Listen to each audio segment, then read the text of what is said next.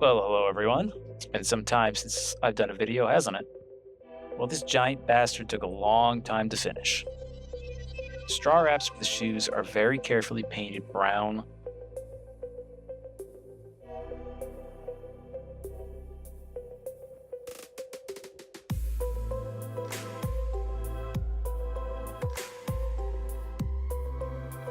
Then for the shoe part, it's just slapped on. It's going to get a nice coat of black wash on later, so it doesn't have to look super pretty, just enough to cover it all.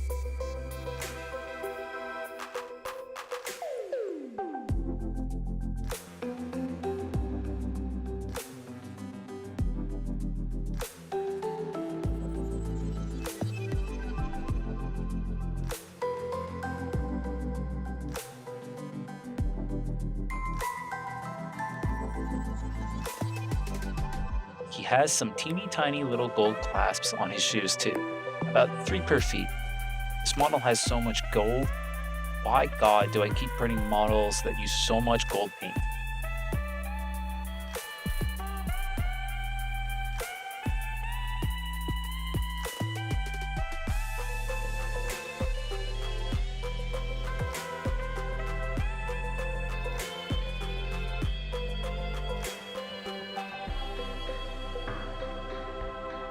This is my first time doing kind of gross monster nails, and I think it turned out pretty good. The white has the smallest amount of brown in it just to make it ever so slightly off-white.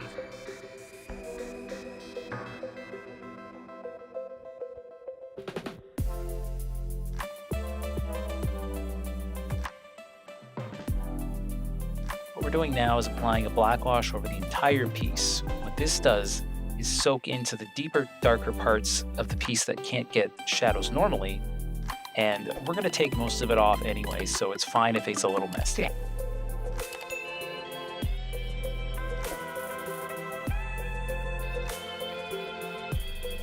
And now we add the highlights to the shoes and to the red parts.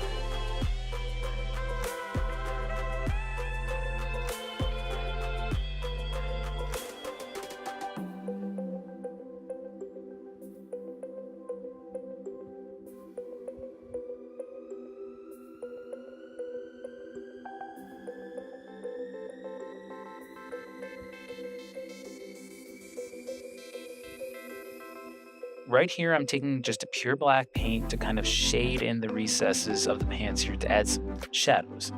So I'll be honest, these pants took so damn long to get a nice blue coat on them that I don't ever want to see them again. Then with a lighter blue, just tickle the tips so it kind of stands out a bit more.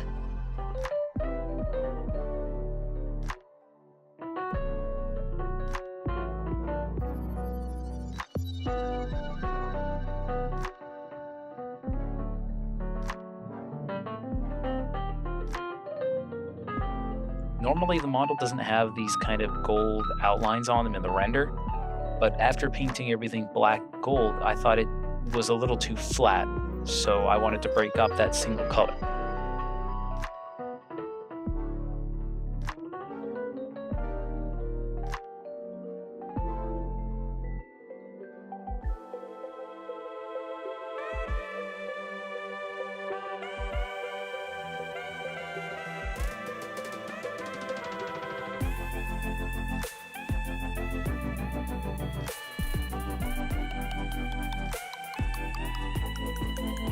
Doing the black wash here was so satisfying how it soaked into every little small spot.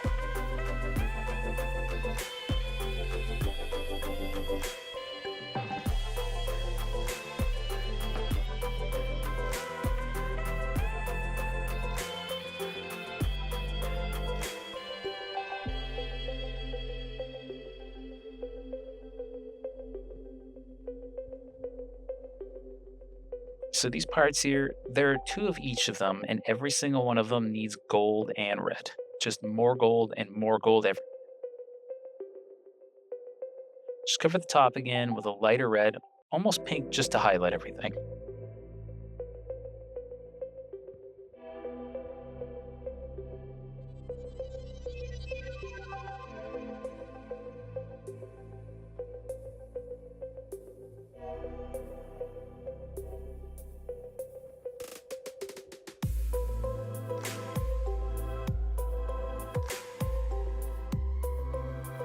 The waist required fine detail work to get inside between the little ropes, but with a little bit of magic and editing, it's all done. And you can see how nice it looks once it's painted.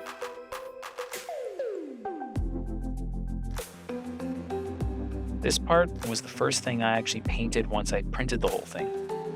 I didn't use a normal, high quality gold paint here. This is a new one I have. It's meant to be an old rustic, worn gold.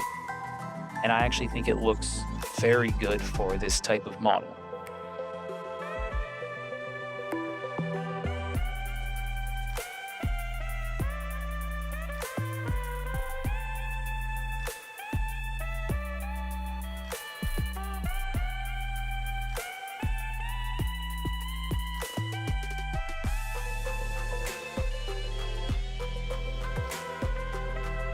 Now we take the higher quality gold that stands out more and just dry brush it on top of the face to kind of bring it alive. So, the Cheska. Mid-tone with your standard purple, then we're going to try for the first time going in between each muscle with a darker color to separate each muscle from the body.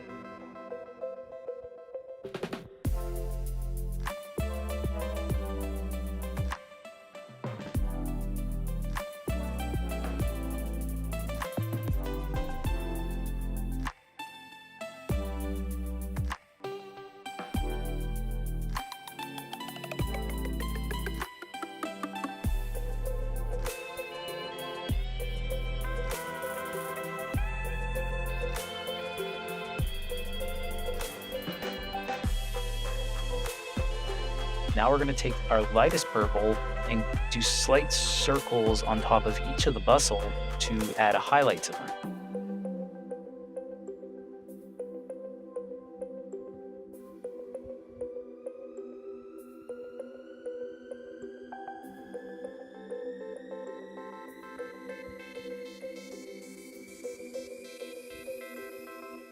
Chest detail here, I had to almost have the piece right in my face because it's so small and hard to see.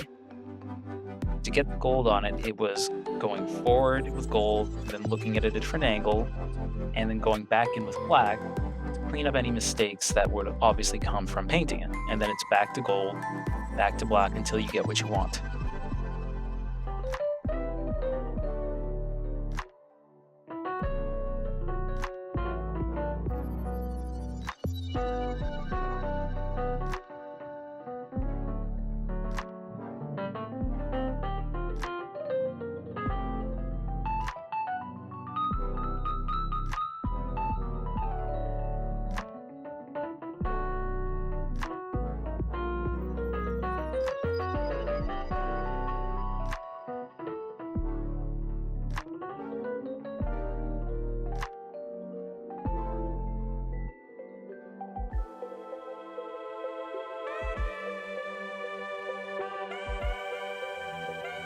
Parts on top of the shoulders are exactly the same way as the belt head.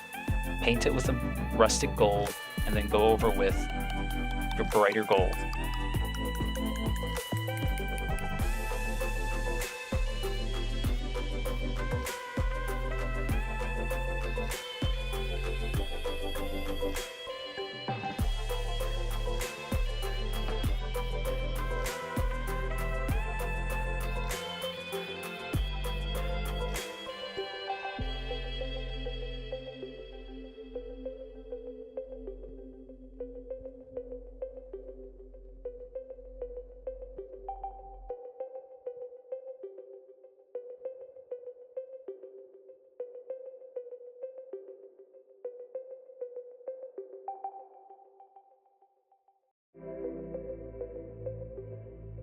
With the hands, the paint job is almost the same for each one, so I'll swap between them in the video and for what parts I'm working on.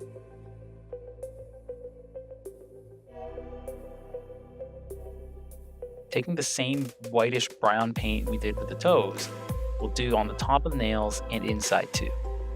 It will get a dark wash, so don't worry about it.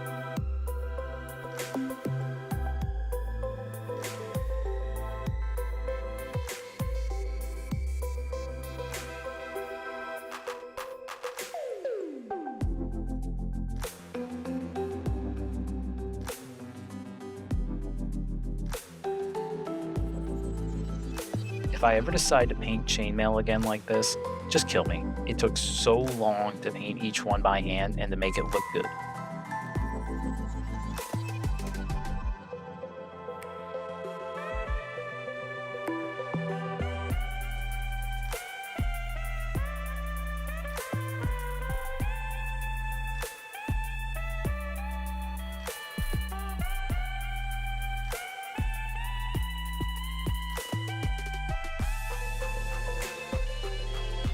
The thing about this weapon is, it actually comes with two other versions that I didn't know about before I printed the hand and the weapon. There's a katana, which is huge, and I've also seen some other people print what looks to be a mace with metal balls, which I actually prefer over this meat cleaver. I don't even have the weapon attached while I'm displaying it.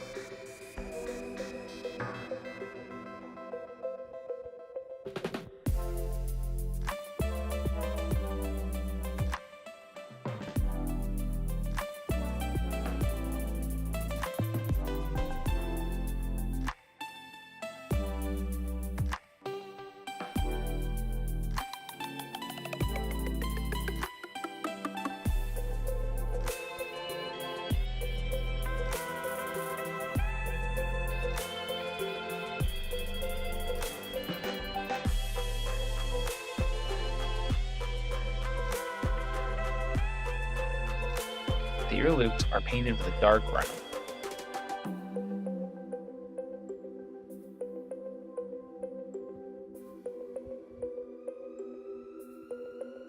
Now applying more gold on top of it, we'll dry brush a light brown on top of it to give it more of a weathered look on the sides, as if the wood had been scraped and worn after centuries of battles.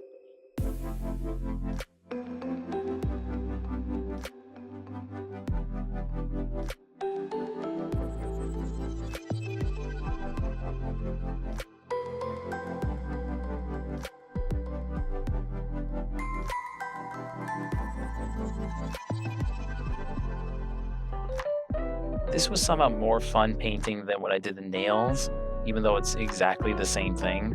It's probably because the face has such fine sculpted detail into it and it looks so evil and it's just well done. The dark wash is put over the whole thing and it really brings it to life.